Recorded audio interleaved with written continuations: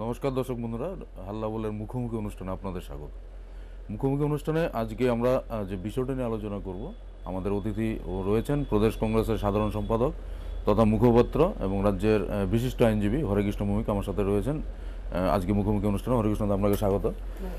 এবং মুখোমুখি অনুষ্ঠানে যে বিষয়টা নিয়ে আমরা আজকে হরেকৃষ্ণদার সাথে কথা বলবো সেটা হলো কংগ্রেসের ইস্তেহার, নির্বাচনী ইস্তেহার। আমরা দেখেছি আজকে থেকে কিছুদিন আগে কংগ্রেসের সর্বভারতীয় যিনি প্রেসিডেন্ট রয়েছেন, সভাপতি রয়েছেন রাহুল গান্ধী, উনি একটা প্রেস মিটের মাধ্যমে কংগ্রেসের 2019-এর লোকসভা নির্বাচনের ইস্তেহার প্রকাশ করেন এবং সেই ইস্তেহারটা 55 পাতার একটা ইস্তেহার এবং সেই ইস্তেহারের বিভিন্ন দিকগুলি আজকে আমরা আলোচনা করব। ইতিমধ্যে আপনারা জানেন যে সেই ইস্তেহারের বিশেষ করে 3-4টা বিষয় গোটা দেশে এটা বিশেষ কংগ্রেস দলের পক্ষে এটা মানে বিশাল একটা রাজনৈতিক ইস্যু হয়ে উঠেছে এবং এর ফলে সামান্য কিছু হলো যে প্রধান শাসক দল রয়েছেন বিজেপি দল, তারা কিন্তু কংগ্রেসের এই নির্বাচনী ইস্তেহারের পর থেকে অনেকটাই ব্যাকওয়ার্ডে আছে। এটা তথ্যভিজ্ঞ মহলের ধারণা, রাজনৈতিক পর্যবেক্ষকদের ধারণা। এবং আমরা দেখেছি ভারতবর্ষের প্রধানমন্ত্রী, মাননীয় প্রধানমন্ত্রী, উনি এই গত 2-3 দিন ধরে যতগুলি নির্বাচনী জনসভায় যাচ্ছেন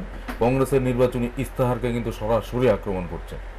আমরা যদি দেখি 2014 সালে নির্বাচনী ইস্তেহার দেন বিজেপি দল, এনডিএ দিয়ে ক্ষমতায় আসেন, তার মধ্যে যে কতগুলি বিষয় নিয়ে যেটা রাজনৈতিক ইস্যু হয়ে হচ্ছে, বিভিন্ন বিরোধী দল যারা কথা বলছেন, মানুষকে বোঝানোর চেষ্টা করছেন, বছরে 15 লক্ষ টাকা ব্যাংক অ্যাকাউন্টে আসা, বছরে 2 কোটি কর্মসংস্থানের ব্যবস্থা করা, ইত্যাদি ইত্যাদি, যে মানে 3 থেকে 4টে ইস্যু যেগুলি গত নির্বাচনী ইস্তেহারের এনডিএর ছিল, বিজেপি দলের ছিল, সেই ইস্তেহারের যে প্রতিশ্রুতি, নির্বাচনী প্রতিশ্রুতি, সেই প্রতিশ্রুতি পালন করতে না পারার যে ব্যর্থতা, সেই ব্যর্থতাকে কিন্তু মানে কেন্দ্র করে কংগ্রেসের এই ইস্তেহার 55 পাতার যে ইস্তেহার, সেটা কিন্তু এবং ইস্তেহারের কতগুলি বিষয়, সেটা কিন্তু একটা নতুন দিশা বা নতুন দিক এই নির্বাচনের ইস্যু হিসাবে কিন্তু কংগ্রেসকে অনেকটা সুবিধাজনক জায়গায় নিয়ে যেতে পারছে বা পারবে বলে রাজনৈতিক মহলের ধারণা। কংগ্রেসের নির্বাচনী আমি আলোচনা শুরু করি। নির্বাচনী ইস্তেহারে যে বিশেষ করে 6টা দিক কংগ্রেসের পয়েন্টেড আউট করা হয়েছে, হাইলাইটেড করা হয়েছে।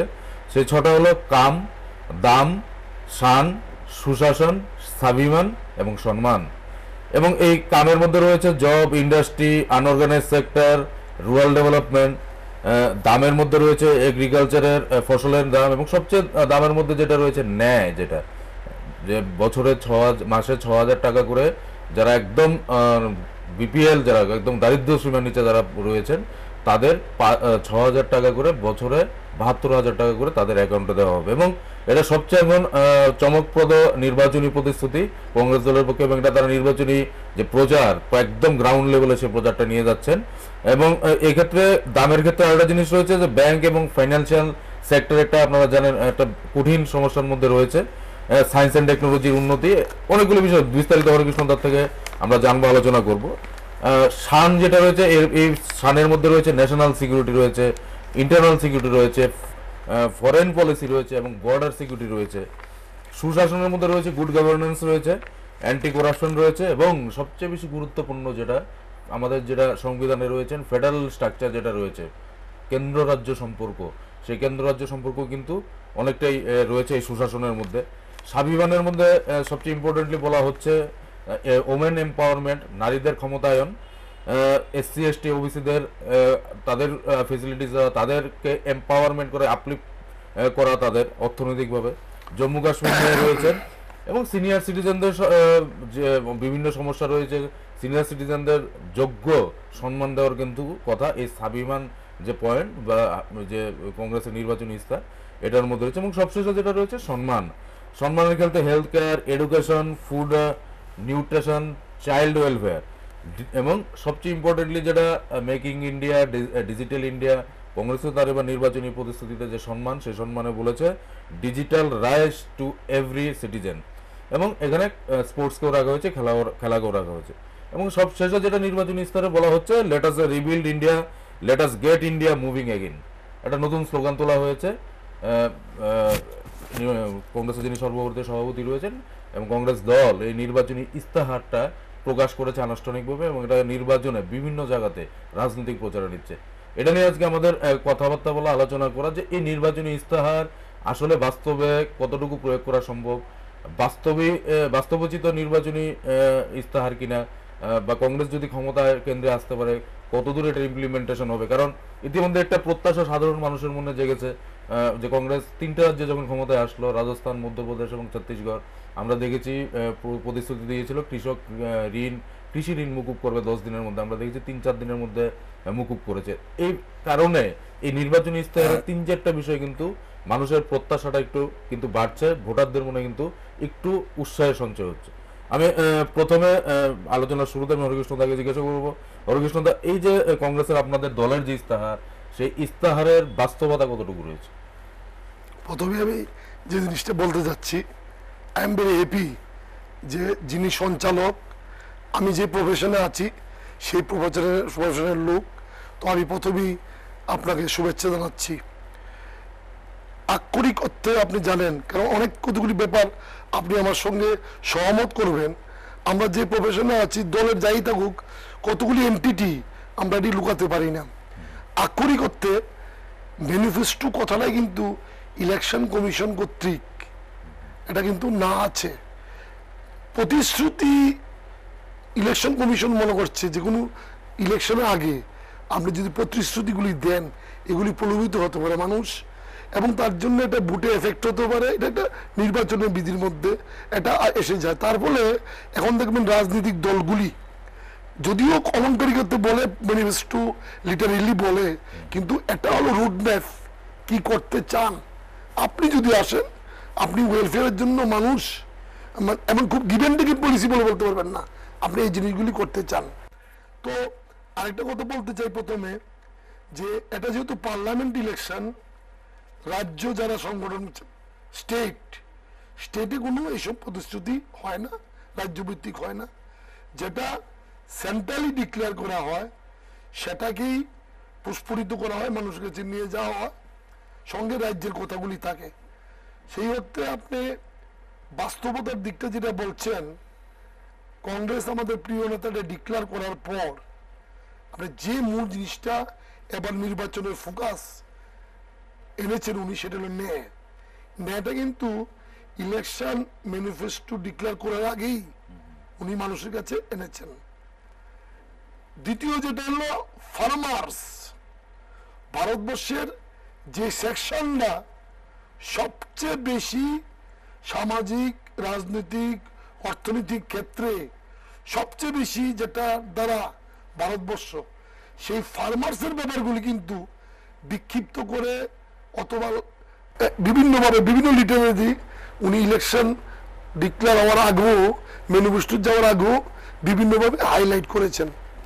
আমরা যখন ইলেকশন দলের থেকে যখন পেলাম দিল্লি থেকে ম্যানিফেস্টোটা, আমরা এখানে আগরতলা বসে বলেছি, টোটাল ম্যানিফেস্টোটা আসার পরে আমরা ত্রিপুরা সাংবাদিকরা আমরা দেব, প্লাস ত্রিপুরার যে গভর্নমেন্ট ইলেকশন পূর্বে, বিধানসভা নির্বাচনের পূর্বে ভীষণ ডকুমেন্ট করেছিল, সেটার যে প্রতিপাদ্য কতটুকু করতে পেরেছে, এটা বলে আনলেন কেন? ওই যে কথাটা আপনি প্রশ্নটা প্রথম করেছেন, যে এটা বাস্তবতাটা কি, সেটাকে বুঝাবার জন্য একজন, সেটা আমরা কম্পারিজন করে রেখেছি।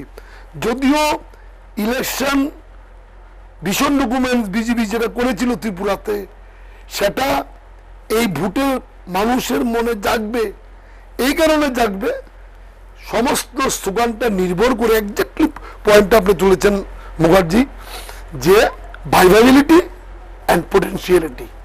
আপনি যে কথাগুলি বলছেন মানুষের কাছে, তার বাস্তবতা কতটুকু, এবং যে লোকটা বলছে সেই লোকটা তার ক্রেডিবিলিটিটা কি, আসলে কি তার মনের মানসিকতা সেটা আছে কি, এই ফোকাসটা যতদিন ধরে না দিতে পারেন ততদিন ধরে আসবে না। দেখুন, আমি একটা ছোট্ট এক্সাম্পল দিই। মানুষের অনেক ক্ষেত্রে ক্রেডিট খায়, বাকি খায়। একটা দোকানে 100 টাকা কাউকে বাকি দিতে চায় না, আবার একটা লোক 5,000 টাকা পর্যন্ত বাকি, 10,000 টাকা পর্যন্ত এনি লিমিট নিতে পারে। তার মানে তার যে কমিটমেন্ট, তার যে ক্রেডিবিলিটি, এসুরেন্স, এটা বিশ্বাস করে দোকানদার সেটা দেয়। আমাদের প্রিয় প্রধানমন্ত্রী, প্রিয়ই বলবো, দেশের প্রধানমন্ত্রী নির্বাচনের আগে যে কমিটমেন্টগুলি করেছিলেন, যে ফোকাসগুলি করেছিলেন দেশের সামনে, এবং যেটা ইলেকশনের মূল স্লোগান ছিল, সেটা বাস্তবায়িত হয়নি। সেটা বাস্তবায়িত না হওয়ার ফলে আমাদের দলের নেতা রাহুল গান্ধী স্পষ্ট বুঝেছিলেন আমাকে মানুষের কাছে অল্টারনেটিভ ওয়েতে এমন কিছু কথা বলতে হবে যেগুলি ভাইভাবিলিটি আছে, পটেনশিয়ালিটি আছে, বাস্তবিক করতে পারবো। এবং সেই সদিচ্ছাটা উনি দেখিয়েছিলেন প্রথম যখন সুযোগ পেয়েছিলেন, পাপ্পুর থেকে যখন উনি কংগ্রেস সভাপতি হলেন, উনার আমাদের দলকে যখন বলেছিলেন 3 রাজ্যের যারা প্রজেক্ট লিডার ছিলেন তাদেরকে বলেছেন এমন কিছু বক্তব্য রাখো যেটা বাস্তবে কিন্তু করে দেখাতে হবে যাতে সরতে না পারে। যার ফলে প্রথমে আমাদের এসিউন ছিল এই বাই ইলেকশনে যে কৃষি ঋণ মুকুব করা হবে।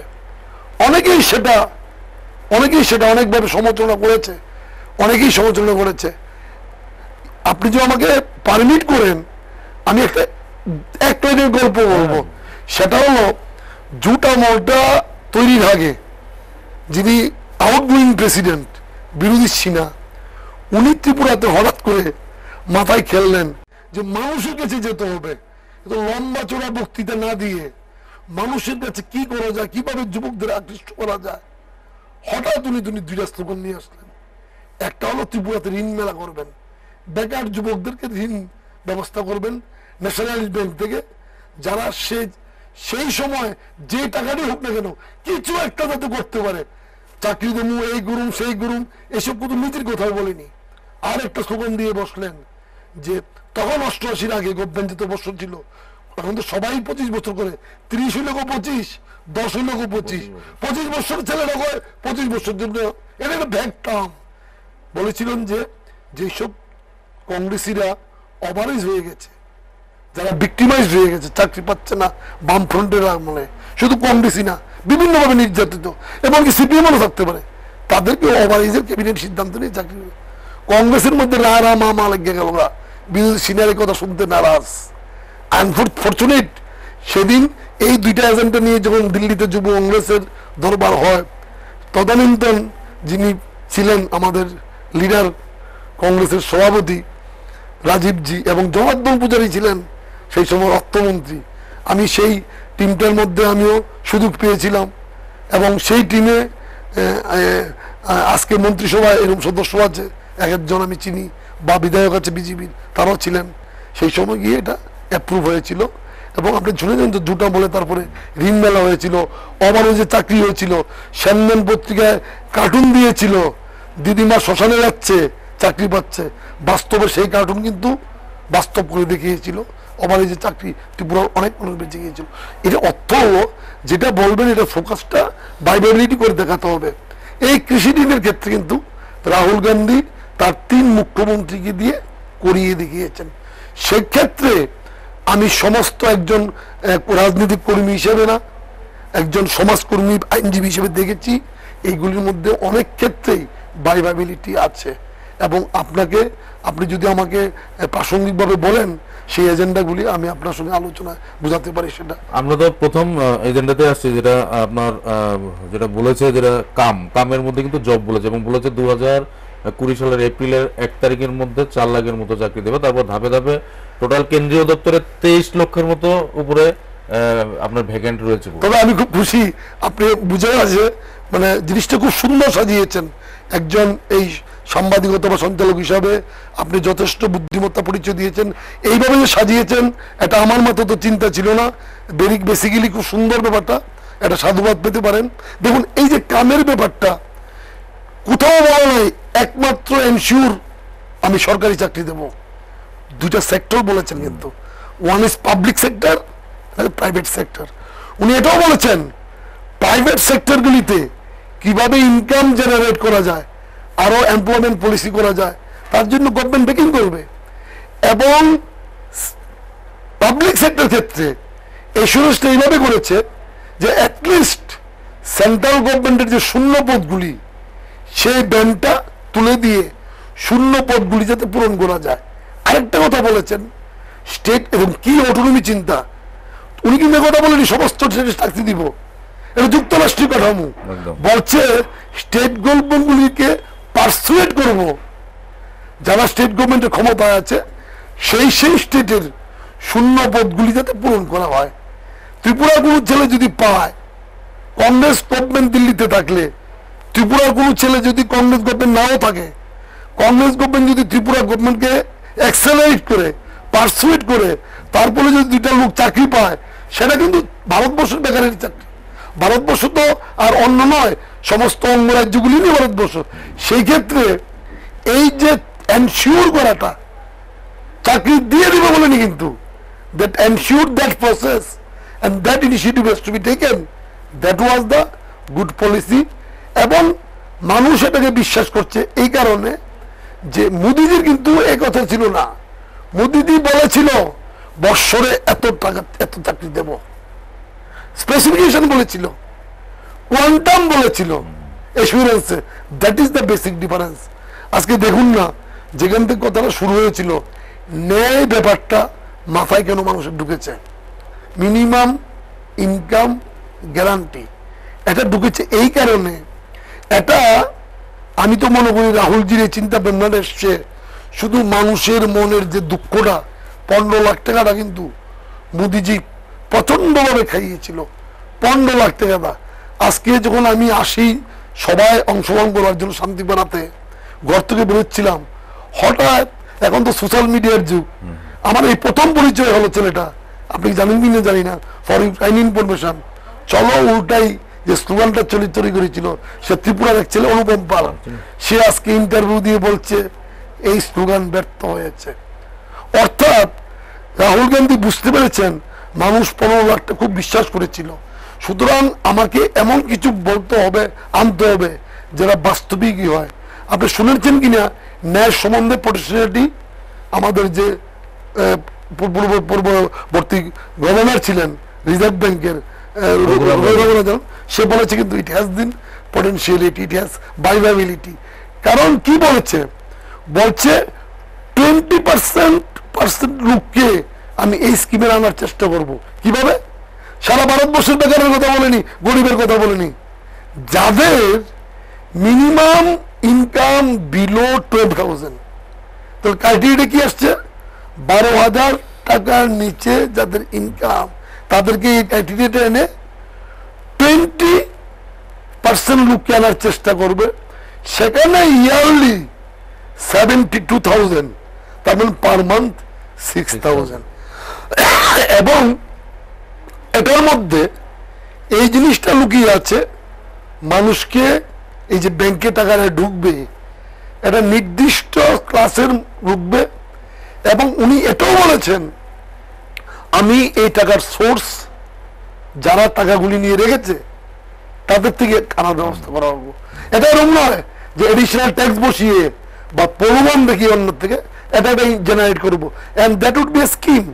দেখুন, আমরা যখন কিছু কথা বলি যাব, কতক্ষণ যখন আমি তো সন্দেহ করেছিলাম একজন আইনের সাথে, আরে কি বলছে, ওয়ার্ক, রাইট ওয়ার্ক, মানে কাজের অধিকার, রেগা বলছে মিনিমাম গ্যারান্টি থাকবে কাজের, কি বলছে, লোকটা কাজ পাবেই।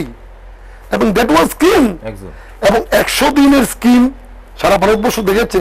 এখন রেগা নিয়ে কেউ যদি জুচ্চুরি করে, কেউ যদি টাকাটা কমিয়ে দেয় অথবা ফান্ডটা অন্য দিকে ইউটিলাইজ করে, সে কি করা যাবে?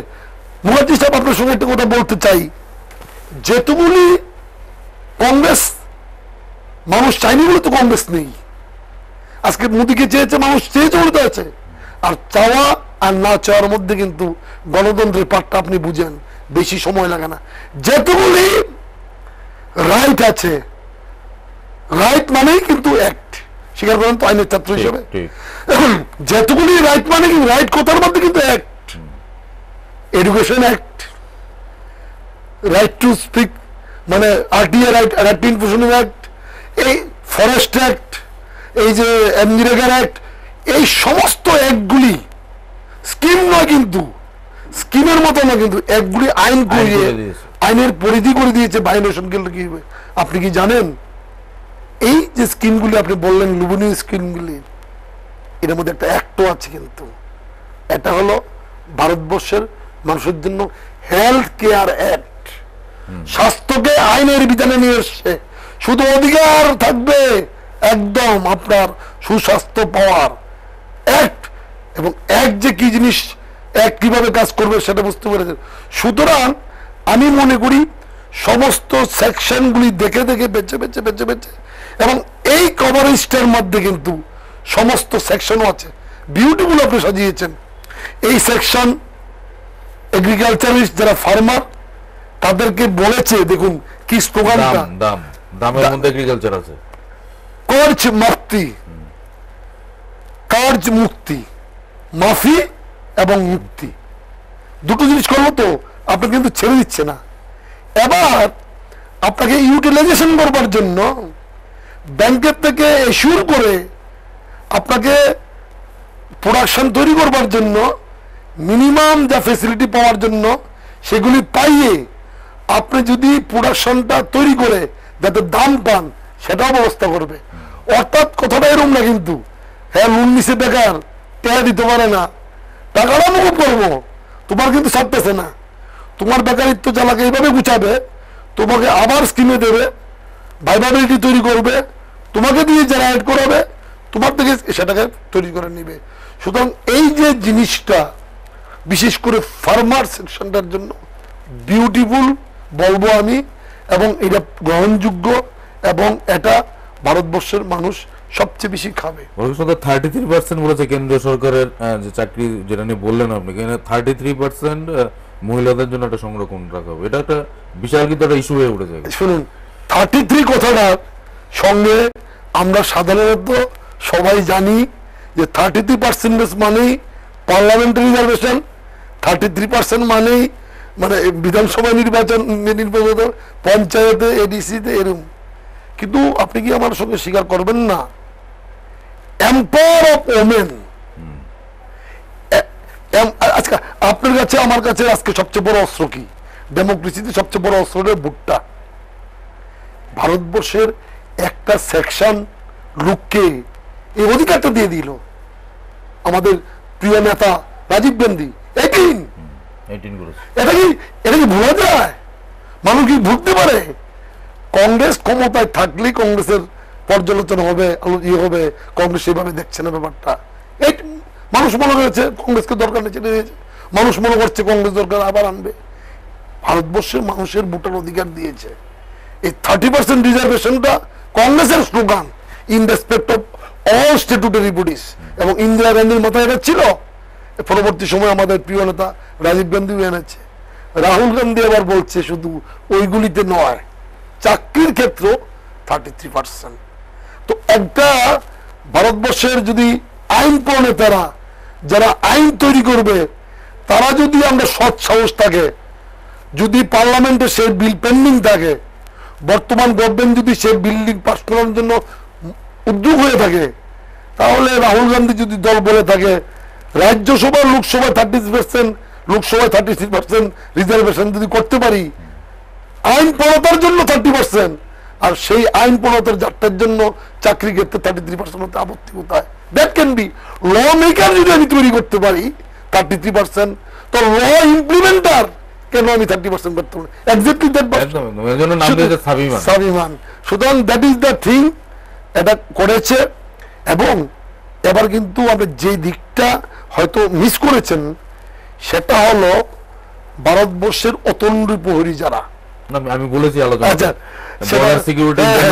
একদম সুন্দর বলেছে, তাদের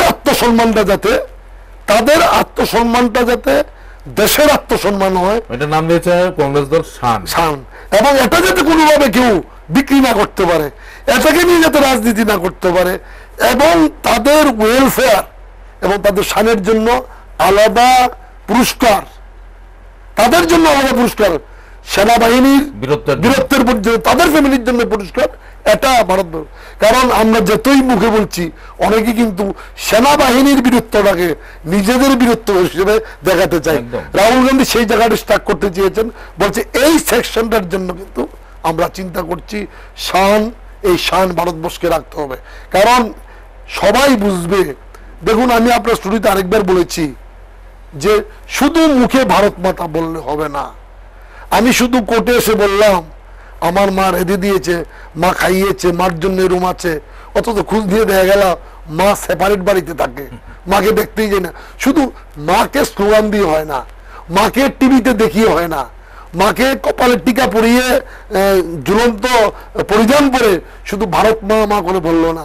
মা জানে প্রকৃত সন্তানরা কারা, মা দেখতে পাচ্ছে যে সন্তানদের মধ্যে বিভেদন সৃষ্টি হচ্ছে, মা দেখতে পাচ্ছে সন্তানদের চিন্তা ভাবনার মধ্যে মাথার মধ্যে বিভিন্ন জিনিস ঢুকাচ্ছে। সুতরাং এগুলি কথা নয়, কথাটা হলো মানুষ অতি তাড়াতাড়ি বুঝতে পারছে।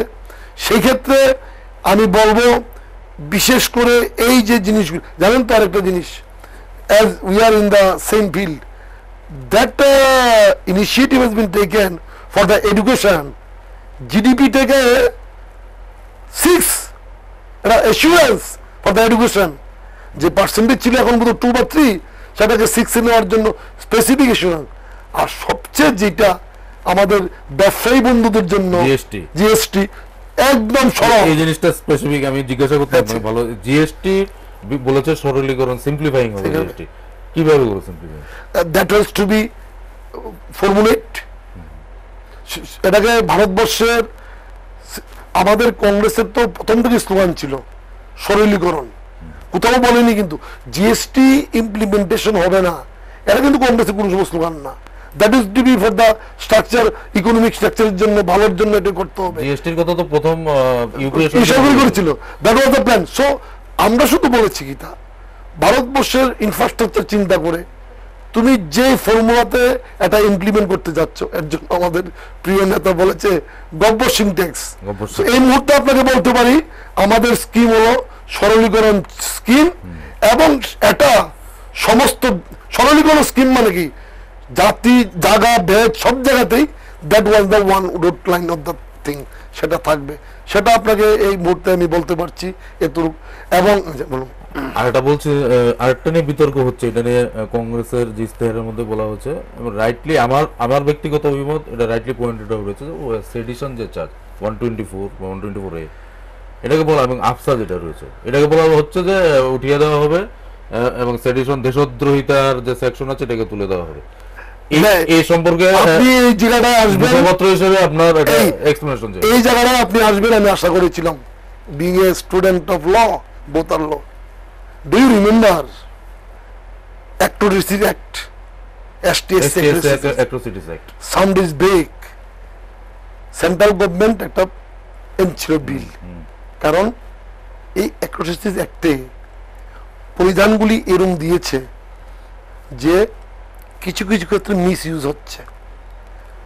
এই বিজেপি গভর্নমেন্ট কিন্তু, আমি আইনের ছাত্র হিসেবে বলছি, কোথাও বলেনি অ্যাট্রোসিটিস একটা উঠে যাক।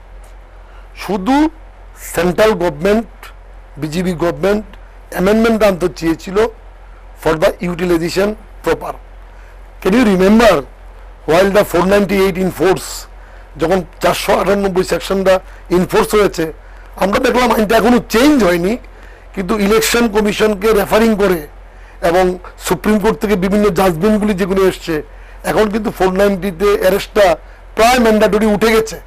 সুতরাং এটা হইল ব্যবহারযোগ্য ব্যাপার, মানুষের জন্য আইন, আইনের জন্য মানুষ না। কিন্তু সিআরপিসি আইপিসিটা কিন্তু মানুষের জন্য।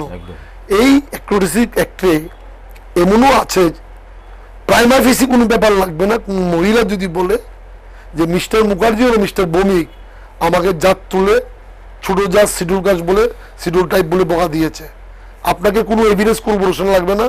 ইট is a cognizable offence, you would be arrested, এবং বেল দেওয়ার পরিদিন নেই। আপনাকে সিম্পল একটা কথা বলি, এই যে এনডিপিএস, গাঁজা মুক্ত ত্রিপুরা আপনিও যাচ্ছেন, ড্রাগ মুক্ত ত্রিপুরা আপনিও যাচ্ছেন, আমরাও চাচ্ছি, কিন্তু এই আইনের ব্যাখ্যা নিয়ে আপনার কি কিছু মনে হচ্ছে না একটা সেকশন যারা কোনোভাবেই এই অফেন্সটার লোকের জড়িত নয়, সামহাউ ইমপ্লিকেট করা হয়েছে, সামহাউ নাম এসে যাচ্ছে, মিসইউজ করা হচ্ছে, একদম সেই সাইডেশনটা ব্যাপারটা হয়েছে। রাহুল গান্ধীর দল দেখেছে ভারতবর্ষে এমন কিছু জায়গা এসে গেছে, বিভিন্ন ঘটনাগুলি আপনি শুধু বলবেন যে ক্যান ইউ রিমেম্বার শুধু জেনিউ, নট জেনিউ, শুধু জওয়াহরলাল নেহরু না না বলছি আমি ওই আপনার কথাটা রেফারেন্সে মণিপুরের একজন সাংবাদিক মুখ্যমন্ত্রীকে পাপেট বলাতে ওনাকে সেডিশন Yes, চার্জে yes, ঢুকিয়ে দেওয়া ঢুকিয়ে হয়েছে। দেয়। শুনুন, আমেরিকা বার কাউন্সিল আজকে এটাকে কন্ডেম করেছে। শুনুন তাহলে আমি শেষ করি, যেখান থেকে আমি এখনই থেমে যাবেন। এখন পর্যন্ত লাইভ লিডার যারা আছে দেশের, লাইভ জীবিত নেতা, আপনার যদি ত্রিপুরাতে কোন জীবিত নেতা যে দলেরই থাকুক, জীবিত নেতা যে বয়স বেশি বা অভিজ্ঞতা তো মানতে হবে। আদবানিকে আমরা বাজপেয়ীর পরে আদবানিকে লাইভ লিডার হিসেবে আমরা কিংবদন্তি পুরুষ ভাবি, হোক না বিজেপির। এই লৌহমানবরা বলেছে বিজেপি বিরোধিতা মানে রাষ্ট্রদ্রোহিতা নয়। একদম। তাহলে কেউ যদি বিরোধীর কথা বলে, সিনেমার সেকশন বলুন, আর্টিস্ট বলুন, প্লেয়ার বলুন, এবং সে যদি মুসলমান হয় বা অন্য কোনো কাস্টের হয়, সংখ্যালঘু হয়, তাহলে সংখ্যা গুরুত্ব থেকে একটা সেকশন থেকে বিভিন্নভাবে দেশদ্রোহিতার ব্যাপার আসছে। এবং বিভিন্ন যেমন গেস্টার পোস্টার, বিভিন্ন ল্যাঙ্গুয়েজ, বিভিন্ন শুনুন, আপনার আপনার আপনি যদি দুঃখের থেকে বলেন একটা কথা, রঘুমজি বলেন অনেক সময়, আর এই বাড়িতে ভালো লাগে না, এই বাড়ি ছেড়ে দিয়ে পাশের বাড়িতে গিয়ে থাকলে দুই মিন, এটা কি মনে হচ্ছে যে আপনি ওই বাড়ির সাপোর্টার? এটা হলো অভিমানের কথা। এই বাড়ির থেকে যদি আপনি আপনার কয় তাহলে তুমি তেজ্যপুত্র, তুমি যখন আমার বাড়ির থেকে পাশের বাড়ির রুম দাও তুমি তেজ্যপুত্র। That was the logic. এগুলি ইউজ হচ্ছিল। আমাদের দলের নেতা দেখলো এই যে সাইডেশন সেকশনগুলি বললেন, যে চ্যাপ্টারটা অফেন্স এগেইনস্ট স্টেট, বুঝতে পারছেন মহাশয় সাহেব? অফেন্স এগেইনস্ট স্টেট এই সেকশনটা কিন্তু 121 থেকে স্টার্ট হয়েছে 130 পর্যন্ত বিভিন্ন ধরনের সেকশনগুলি আছে। অফেন্স এগেইনস্ট স্টেট মানে রাজ্য এবং স্টেট বলতে দেশ, সেখানে শুধু 124A এই সাইডেশন সেকশনটাকে অবলুপ্তি করে, ওমিট করে নতুন সংযোজন হবে। একদম। অর্থাৎ সেখানে থাকবে, আমরা তো দেখেছি আইপিএসির 497 সুপ্রিম কোর্ট বলেছে তুমি নতুন আইন করো। সুতরাং সেখানে এগুলি বক্তব্য। আর মামতার কথা যেটা বললেন, বিজেপি অনেক গভর্নমেন্ট তো এটা ইউজ করছে না বা এলুপ করেছে। আপনি দেখেছেন debate between the Chidambaram and that our honourable finance minister Jaitley, that was the use by the misuse. আপনি আইনের ছাত্র হিসাবে আপনি জানেন রাজ্যের ক্ষেত্রে একটা কঠিন অস্ত্র আছে, নাশা। তো আমরা যদি প্রফেশনটা বাদ দিই, যদি দেখি যে রাজনৈতিকভাবে কোনো এই নাশাটাকে কেউ ইমপ্লিমেন্ট করতে চাচ্ছে, আর বোর্ডের মেম্বার তো জানেনই আপনার পলিটিক্যাল অ্যাপয়েন্টমেন্ট হয়, রিকমেন্ড করে তাকে কাস্টডিতে ঢুকিয়ে দেয়। যদি হাইকোর্টগুলি না থাকতো অনেকে তো ভিতরে থাকতো। সুতরাং লজিকটা হলো কিন্তু যে যাতে মিস ইউজ না হয়। আর এই মিস ইউজ না হনটা কারা বলছে? একটা যে 137 বছরের দল, এই দল মুখে বলছে ওরা পাকিস্তানের কথা বলে, যারা পাকিস্তানকে সাহায্য করেছে। তো এগুলি যে মেঠু নির্বাচনী ভাষণ, আপনি জানেন কি? আমি তো আজকে খুব দুঃখিত, যদিও প্রসঙ্গে না, কিন্তু একটা কথা না বলতে পারছি না। এটা স্টুডিও আমাকে দল থেকে বলেছে তুমি এটা রিয়েকশন করো বিং স্পোক্স পারসন। আমি সেইভাবে রিয়েকশন করতে পারিনি।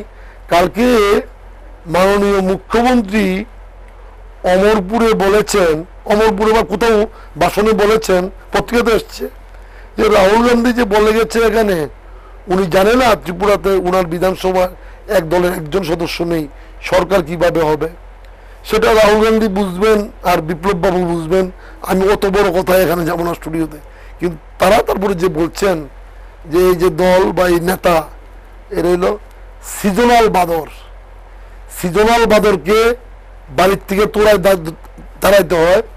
মানুষের বাড়িতে যখন সিজনাল বাদর আসে, বাজি ফুটে গেছে সরাতে হয়। আমি আজকে বলেছি দলের তরফ থেকে, আমি আপনাকে কথা দিচ্ছি, যদি দিল্লিতে রাহুল গান্ধীর নেতৃত্বে সরকার হয় অথবা মোদিহীন সরকার হয়, তাহলে আমরা আপনাকে এয়ারপোর্ট পর্যন্ত কংগ্রেস দল অভ্যর্থনা দিতে সিএফ করতে যাবে। আমি এই কথা বলেছি। We are commitment to the chief minister. আপনি যখন এয়ারপোর্টে যাবেন দিল্লির উদ্দেশ্যে, আমরা আপনাকে সিএফ করবার জন্য বাজি ফুটাবো না, সৌজন্যতা বোধ হিসাবে আপনি যাবেন। কারণ আপনি যেদিন শপথ করেছিলেন রামের পাদুকা হিসাবে মানিক সরকারের পাদুকা উনি নিয়েছিলেন। আর সেই মানিক সরকারের যে ক্যান্ডিডেট জিতেন চৌধুরী, শঙ্কর দত্তকে আপনি পিটাচ্ছেন।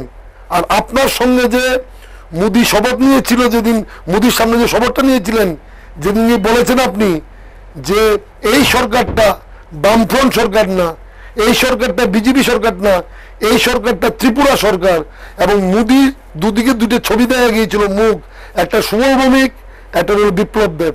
সেই মুখটা কিন্তু 1 বছরের মধ্যে আমাদের সঙ্গে। সুতরাং ছবি এখনো বাকি আছে। আপনি যা খুশি বলতে থাকুন, আমরা বিচলিত নয়। গতকাল মহারাজ সম্বন্ধে বলেছে এসব কথা, ফেডারেশনের কথা। আমরা প্রেস কনফারেন্স করে বলেছি, ইলেকশন কমিশনকে চিঠি দিয়েছি, ওনার বিরুদ্ধে এই স্টেটমেন্ট অনুযায়ী যদি কগনিজিবল অফেন্স হয়, কগনিজিবল অফেন্স নিতে সোমোটো ইলেকশন কমিশন কমপ্লেন করতে। কারণ উনি বলছেন রাজা ত্রিপুরাতে জাতির বিদ্বেষ ছড়াচ্ছেন। বাবা তখন কোথায় ছিলে? রাজবাড়ির যখন গিয়েছিলে, হেমন্ত বিশ্ব শর্মা যখন গিয়েছিল, এবং সুনীল রোড যখন গিয়েছিল, প্রকাশ টিভির সামনে বলেছিল এই ত্রিপুরা রাজারা হলো জাতীয় উপজাতির ঐক্য সংহতি, আসুন আমাদের দলের উপযুক্ত মর্যাদা পাবেন। যখন রাজবাড়ির নামে সুনাম করে, যখন এয়ারপোর্ট তৈরি করেছেন, রাজবাড়ির নামে সুনাম তৈরি করে আপনি বীর বিক্রমের উদ্বোধন করছেন, এই রাজার বাড়ির লোককে আপনি অপমান করছেন, এবং রাজ পরিবার সম্বন্ধে, তার পরিবারের বংশধর সম্বন্ধে বক্তব্য রাখছেন, রাজার উপর আক্রমণ করছেন। এগুলি আসলে বুঝতে পেরেছি। আমি কি বুঝতে পেরেছি একজন কর্মী হিসেবে বলুন, আমি খুব বেশি জ্ঞান কম আমার, আমি বুঝতে পেরেছি অস্থিরতা ওনাকে ধরে ফেলেছে, একদম অস্থিরতায় ধরে ফেলেছে। হরেকৃষ্ণদা, উপদ্রুত আইন যেটা আফসা আমরা যেটা বলি, এটা সম্পর্কে আপনাদের দলের ইস্তাহারে বলা আছে আফসা যে উপদ্রুত যে আইন রয়েছে বা প্যারামিলিটারি ফোর্সের জন্য যে অ্যাক্ট রয়েছে, এটা সম্পর্কে একটু আপনার আমাদের দলের বক্তব্যটা হলো for the integrity of nation, for the protection of the nation, আমরা সমস্ত দলের সেনাবাহিনীর স্বাধীনতাকে বিশ্বাস করি। সেনাবাহিনীর হাতে যেসব ক্ষমতা থাকবে দেশের জন্য, সেটা কোনোভাবে যাতে কোনো বিচ্যুতি না ঘটে।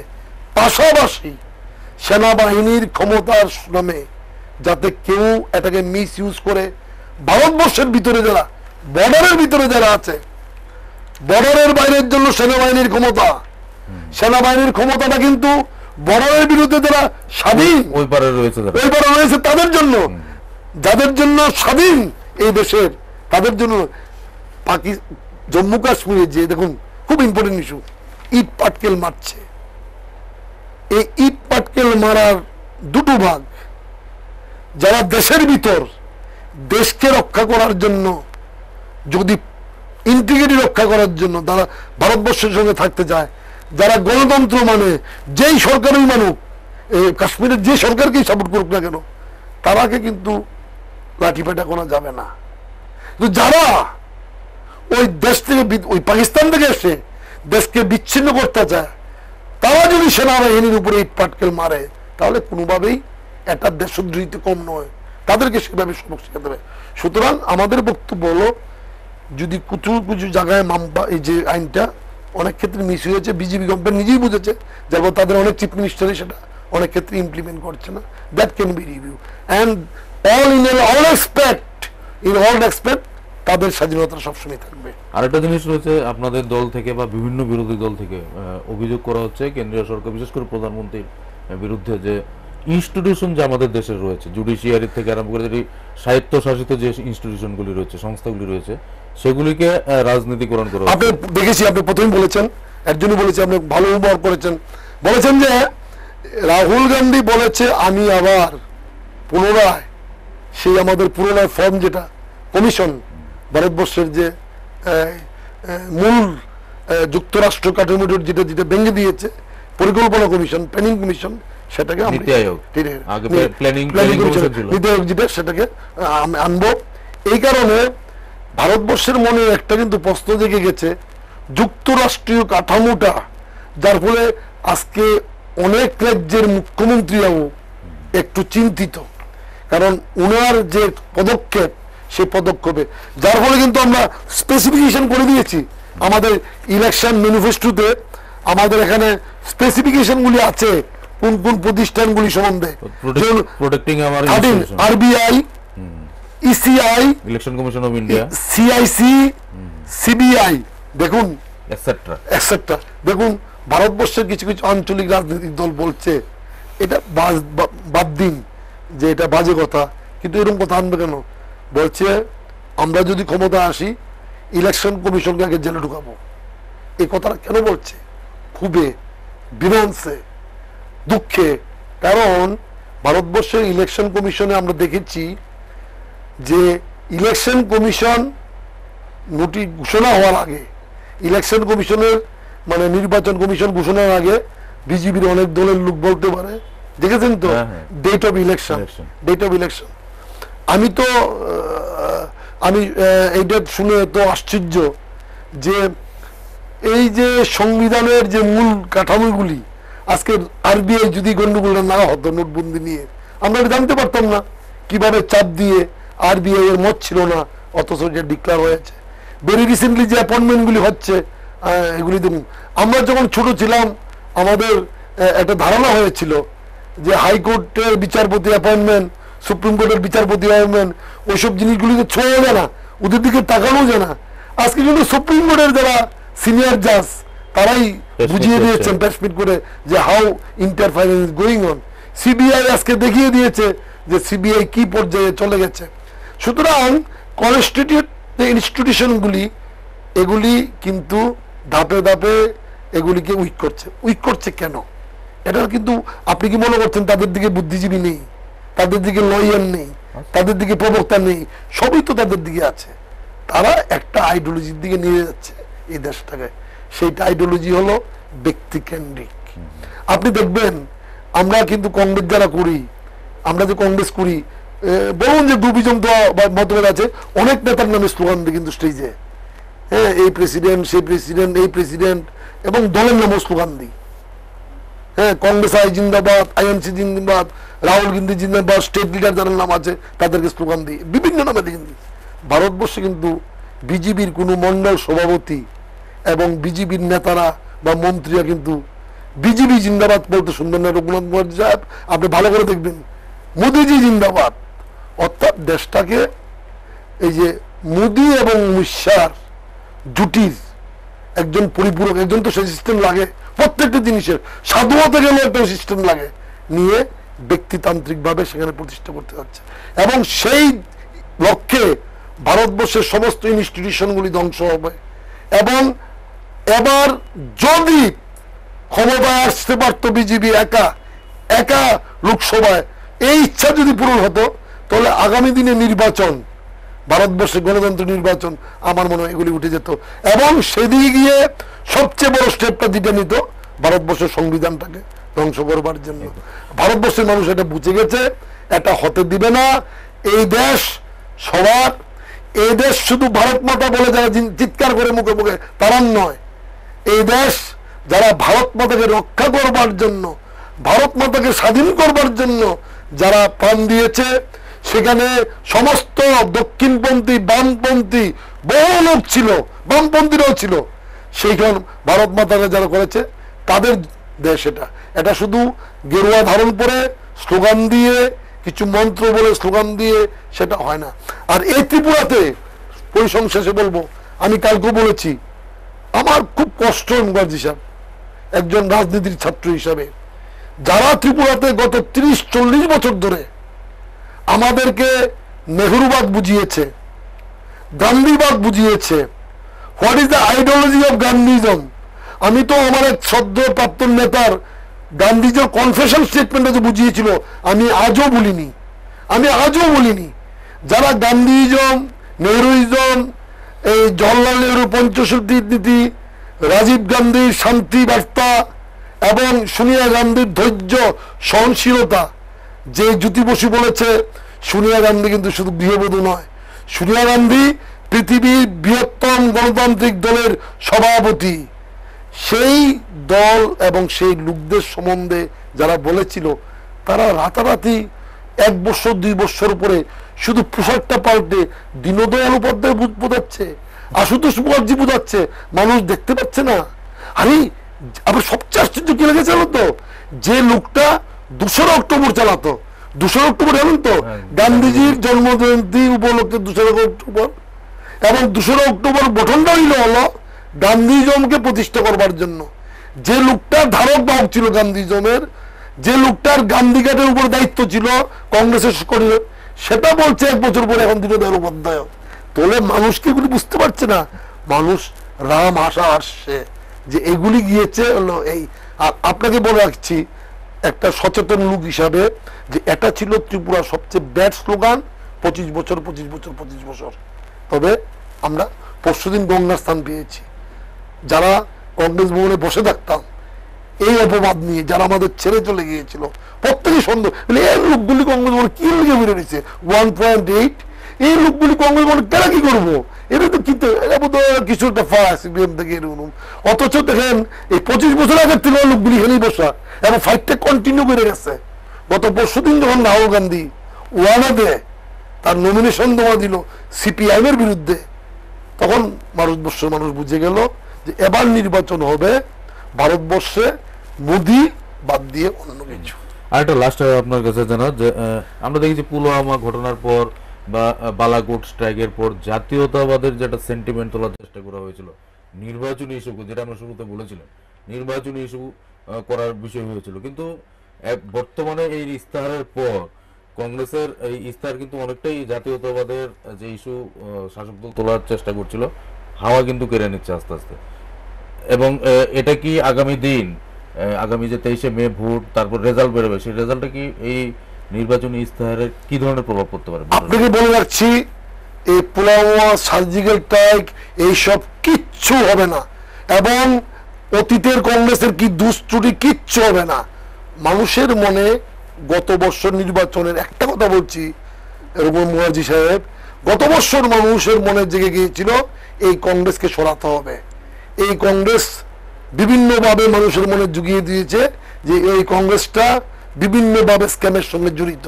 মানুষ তো পরীক্ষা করে দেখেনি, মানুষ তো রায়টা দেখেনি। আপনি শুনেছেন তো বোধ লয়ার্স আইনি ছাত্র হিসেবে ন্যাশনাল হেরাল্ড স্টে করে দিয়েছে, সুপ্রিম কোর্ট বলেছে নো, যেখানে আছে ন্যাশনাল সেখানে থাকবে। এগুলি হয় বেইল প্রোটেকশন, এগুলি থাকবে আইনের দ্বারা। সেই কথাটাও বলতে গেলে তো আমি বলতে পারি ওই অমিত শাহজি তো কোর্ট থেকে মুক্তি পেয়েছেন, মানুষের মন থেকে তো মুক্তি পাননি। এগুলি কথা নয়, মানুষ গত 5 বছর আগে কংগ্রেসকে মুছে ফেলে দিয়েছে এইসবগুলি বিশ্বাস করে যে মোদিজি মানুষের জন্য, দেশের জন্য কাজ করবে। মানুষ আজকে বুঝে গিয়েছে এই লোকটা বলেছে বেশি, এই লোকটা টিভির প্রধানমন্ত্রী, এই লোকটা ফোকাস প্রাইম মিনিস্টার, এই লোকটা দলকে নির্দেশই দেওয়া আছে যে কিভাবে বাঁচবে, কিভাবে তুমি বাঁচবে কথা, এবং সেটা কিভাবে বাস্তবায়ন করবে দেখাবে ফোর্স। একটা এক্সাম্পল দিচ্ছি, আপনারা তো জানেন, আমি এটা শুনেছি, ন্যাশনাল স্পিকার সম্বিত পাত্রজি বিজেপির, উনি এর 2 দিন আগে নাকি ইন্টারভিউ দিয়ে বলেছিলেন উজ্জ্বলা যোজনার কথা, যে প্রধানমন্ত্রীর উজ্জ্বলা যোজনা সারা ভারতবর্ষের গরিব মহিলা আনন্দিত উদ্দীলিত। আজকে চোখ কসলাতে হয় না, আজকে চুলার গরম খেতে হয় না, গ্রামে গ্রামে রিমোটেস্ট প্লেসে এটা হয়েছে। আজকে আমার আদালতে একজন বুঝিয়েছিলেন দর্শক, আমার বোধহয় হুয়েলি স্যার, এসে বলছেন আমি আপনাকে কনভিন্স করবো লিটারেচার দিয়ে, উজ্জ্বলা যোজনা যারা পেয়েছেন তারা অর্থনৈতিকভাবে অনেকটা ফেসিলিটি পাচ্ছেন না, সেটা বলছি আমাকে দেবে, এটা আমার প্রতিবাদ দেখানো নয়। তো এই সংবিত পাত্র প্রেস কনফারেন্স করলেন, সারা ভারতবর্ষের মানুষ দেখলেন, উনি বলেনও ভালো, উনি জ্ঞানী মানুষ, বলবো না কেন উনি বলে ভালো, কিন্তু বাস্তব কতটুকু সেটা উনি দেখার ব্যাপার। এবার এই উজ্জ্বল যোজনার এই স্কিম বলে ভারতবর্ষের গরিব মানুষের মহিলারা পাচ্ছেন, উনি পুরীতে দাঁড়িয়েছেন, আর পুরী কেন্দ্রে 3 জন স্পিকার মানে স্পোক্স পার্সন, আমাদের কংগ্রেসের স্পোক্স পার্সন পুরীতে দাঁড়িয়েছেন, সেটা আমাদের উড়িষ্যার যে স্পোক্স পার্সন, বিজু জনতা দলের স্পোক্স পার্সনও পুরীতে দাঁড়িয়েছেন। তো বিজেপির বোধহয় একটা ফর্মুলা আছে, লিডাররা যখন ইলেকশন ক্যাম্পেইনে যাবে তখন সেই গ্রামে তার খাওয়া দাওয়া করবে, সেখানে যখন উনি খেতে বসছেন দেখা যাচ্ছে মহিলা লাকড়ি চুলার থেকে খাওয়ান দিচ্ছে। তো that is the BJP, I only say lastly, that is the BJP. Focus আর বলা পারফরমেন্স ডিফারেন্স। তার জন্যই তো আজকে যে মানুষ বলছে যে স্লোগান আমরা ধরতে পারিনি, চলো পাল্টাই, ধরতে পারিনি কিন্তু আমরা চলো পাল্টাই, এটা ধরতে পারিনি কংগ্রেস কর্মী হিসাবে 2018 হনেস্টলি কনফেস করছি, ওনারাও আজকে দেখতে পাচ্ছেন না, চলো উল্টাই যে বলছে। তারা যে নাচছে ঘর ঘর মুদি, রাস্তা কিন্তু পাবলিক বলছে সর সর মুদি। মিছিলে তারা বলছে ঘর ঘর মুদি, রাস্তার পাবলিক কিন্তু বলছে সর সর মুদি। আর বিপ্লব বাবু যখন বলছেন সবকা সাথ সবকা বিকাশ, পেছন থেকে কিন্তু বলছে সবকা সাথ সবকা সর্বনাশ। সুতরাং এটা বুঝবে, না হলে বলুন 1 বছর হলো 36-এর গভর্নমেন্ট, এত অস্থিরতা কেন? 90% যখন যেখানে পার্সেন্টেজ বলছে 80% কাজ হয়ে গেছে, 90% কাজ হয়ে গেছে। কেন্দ্র বিজেপি সরকার, রাজ্য বিজেপি সরকার, কংগ্রেসের ভোট হলো 1.8, আইএনপিটি তো ওদের সঙ্গে আছে গভর্নমেন্ট। তাহলে তো ভয় কেন? এমন অস্থিরতা দেখাচ্ছে কেন? মন্ত্রিসভার কাউকে বিশ্বাস করছে না, কোন বিধায়কদের বিশ্বাস করছে না, কোন দলের লোককে বিশ্বাস। আপনি কি দেখেছেন কোন নির্বাচনে একজন দলের সভাপতি একা সারাক্ষণ চরকির মতো ঘুরছে? কান্ডারি কি একমাত্র উনাই? উনি বুঝতে পেরেছেন, যার ফলে তো উনি ডিমের গল্প আনছেন, যার ফলে উনি কংগ্রেসকে বলতেন সবক শিখাবেন। এটা আলোচ্য বিষয় নয়, তবে ম্যানিফেস্টোই বলবে কংগ্রেস কি, রাহুল গান্ধী ব্যক্তি নয়। আরেকটা কথা স্টুডিও থেকে বলে যেতে চাই, আমি আবার আপনাকে বলছি, স্মরণ করিয়ে দিচ্ছি। অনেকেই অনেক অঙ্ক বলছে, দিল্লিতে অ্যালায়েন্স হইল না, ওয়েস্ট বেঙ্গল হইল না, এখানে হইল না, মায়াবতীর লোক হইল না, এখানে হইল না, কোথাও দিয়ে অ্যালায়েন্স হইল না, গভর্নমেন্টটা কেমন হইব? আরে গভর্নমেন্টও হইব, দরকার পড়লে রাহুল গান্ধী তার পদকে পর্যন্ত বাজি রাখবে, কিন্তু মোদীকে কিছুতেই ক্ষমতায় আসতে দেবে না। That was the issuance of our leader. তার জন্য তো যে দূরে বলছে দেখা যাবে আসো দিল্লিতে, একথা বলেনি কোথাও আমাদের রাহুল গান্ধী আমি প্রধানমন্ত্রী হয়ে করবো, বলছে সরকার হলে হবে। সুতরাং লেট আস সি, দেখবো, এবং আমাদের এই ম্যানিফেস্টোই রাহুল গান্ধীকে সেই জায়গায় নিয়ে যাবে। একদম আমরা কথা বলছিলাম আজকে মুখোমুখি অনুষ্ঠানে হরে কৃষ্ণ ভৌমিক, রাজ্য বিশিষ্ট আইনজীবী এবং কংগ্রেসের ত্রিপুরা প্রদেশ কংগ্রেসের মুখপাত্র এবং সাধারণ সম্পাদক। কংগ্রেসের যে ম্যানিফেস্টো, নির্বাচনী ম্যানিফেস্টো ছিল বের হয়েছে, সেটা নিয়ে আমরা আলোচনা করলাম।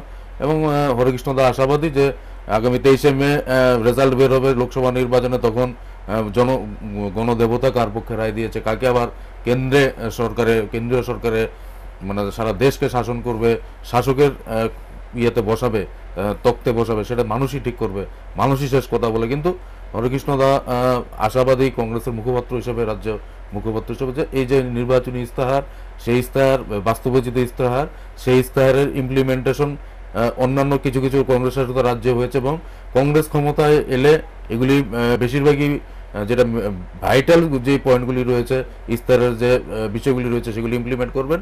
এবং মানুষের মনে এই নির্বাচনের প্রচারে এই ইস্তাহার সম্পর্কে একটা মানুষ 14 বিজেপির ইস্তাহারের পরে যে এই 5 বছর বিজেপির প্রতি ইস্তাহারের প্রতি মোহভঙ্গ হয়েছে, ওনাদের সেই মোহভঙ্গটা এই কংগ্রেসের নির্বাচনী ইস্তাহারের প্রতি বিশ্বাস, আস্থা দেখাবেন মানুষ, এবং ওনাদের কংগ্রেস দল নেতৃত্বে কেন্দ্রে আবার ক্ষমতায় আসবে এই আশা ব্যক্ত করেছেন। সব কথা বলবে, শেষ কথা বলবে মানুষ, শেষ কথা বলবে গণদেবতা।